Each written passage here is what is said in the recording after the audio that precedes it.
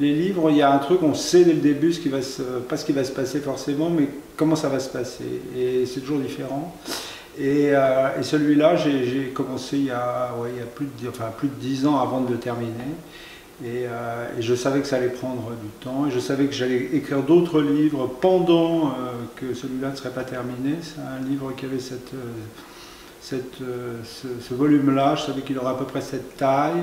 Après, voilà, la chose s'est construite petit à petit. Elle s'est construite autour de la partie centrale qui était déjà la plus ancienne, qui est une partie, on va dire, littérairement difficile sur la schizophrénie.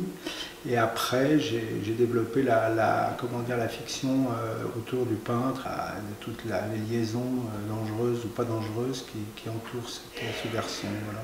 Et donc l'histoire du livre, en fait, je savais que ça serait un... Je connaissais le titre, et je savais que ça serait... Je savais pas que ça serait un livre pour la peinture au départ, ça c'est venu après. Après, le livre lui-même, la narration du livre, l'histoire du livre, c'est cette histoire de ce peintre qui tombe amoureux d'une...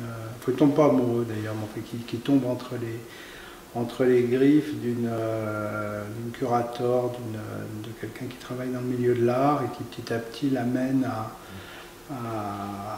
à monter un projet d'exposition et c'est autour de cette histoire d'amour un peu malsaine que le livre se déroule.